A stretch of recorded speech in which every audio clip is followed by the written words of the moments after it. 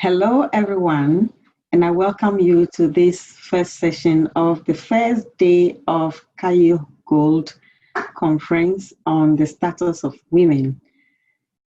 When my dad took me to secondary school, after checking in, I came back to him and he kissed me with these words, "Golda, I know you are going to be a great person. I know you are going to be a great leader and you're going to do well in life." Those words rang in my head over and over and over again. Why am I saying this? I'm saying this because that was a man who believed in the success of a woman. There are many girls in the world who don't have that kind of support and good foundation.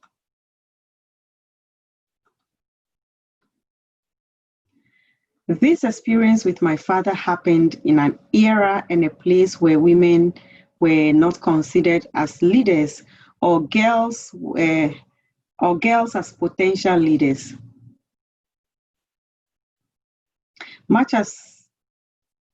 Much of that practice remains the same. It is hard for me to claim or to understand how I could be standing here today, but for the fact that my dad had a vision and dream for me and helped me to believe this vision. At the end of this conference, if all that we can accomplish is to agree that our girls and young women should be encouraged and helped to dream,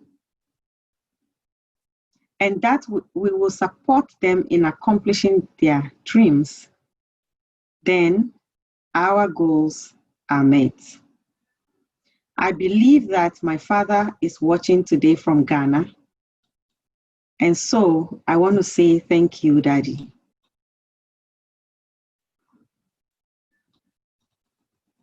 I have just said to you what he would like me to say, that there is remarkable value in helping our young women get educated.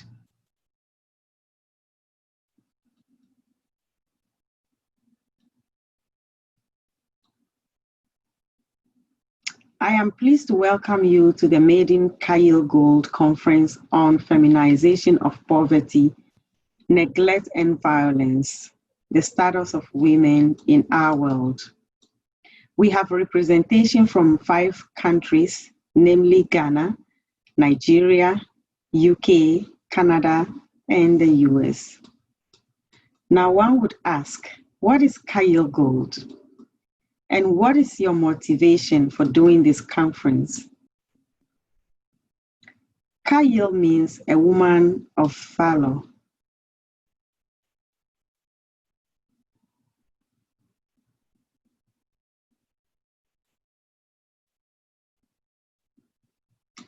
A recognition of courage in the face of danger.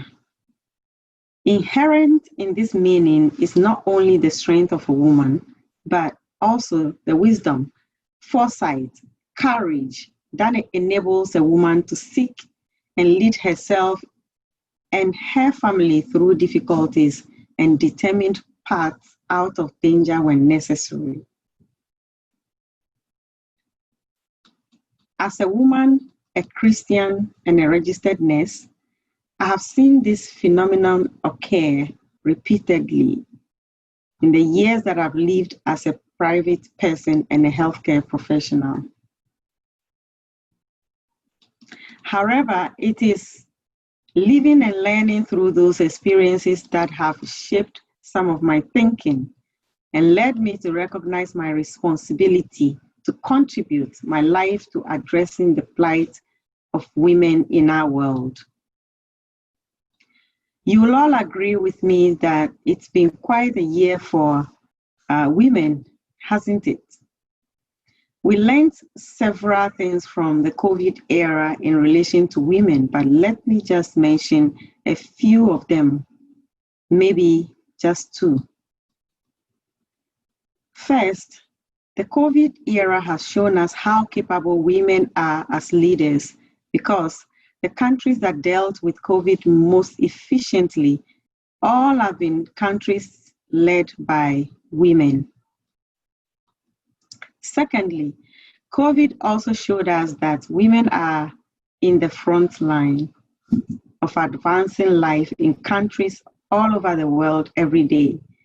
They are what we now call essential workers because they are mostly the hospitality workers, nurses, and therapists who became most of the early victims of COVID. Therefore, many of them were infected and many died. In many cases, young children were left behind. Therefore, one asks, what is next? In my work as a nurse, I've seen that women are mostly the caregivers for their aged parents, spouses, children, even if those parents live in the same house with a brother.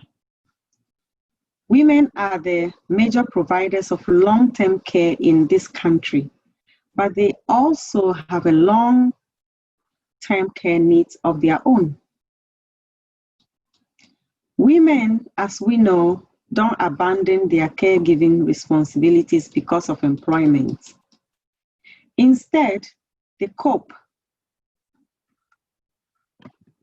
to the best of their abilities with the combined pressures of caring for a loved one and their need for income.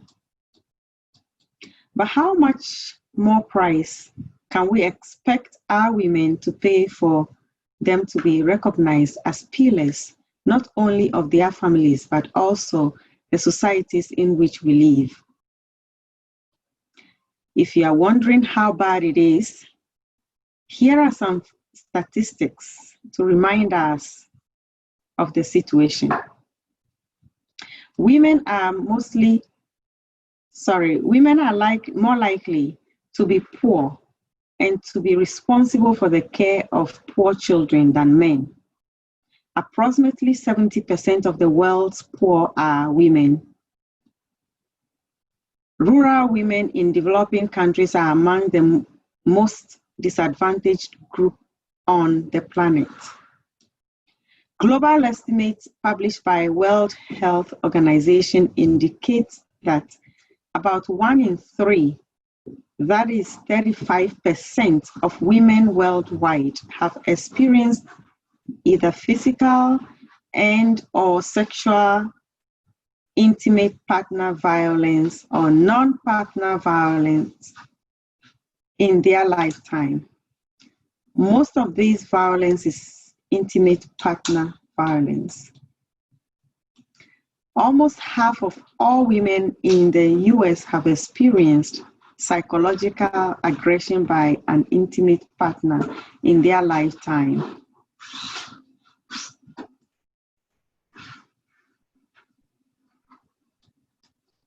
Women ages 18 to 24 and 25 to 34 generally experience the highest rates of intimate partner violence.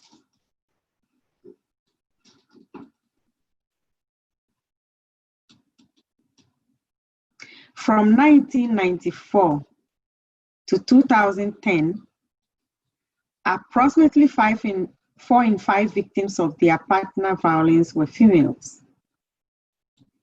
Most female victims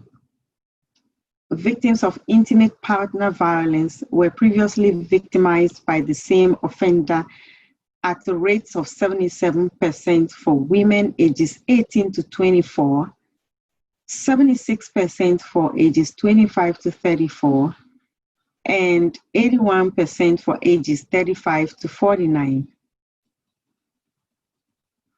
The question then is, what can I do?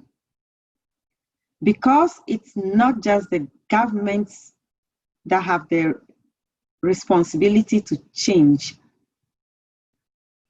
What can I do? Because it's not just the government who is responsible for this change. So today, I'll be asking each of us here to write down 3 things that they can do to bring about change.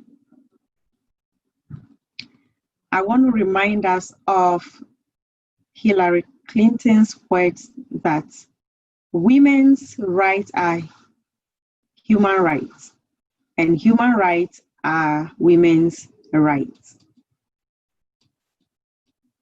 With that said, I'd like to thank each and every one of you for taking time to be here today, and many thanks to our stellar speakers. I look forward to today's presentation.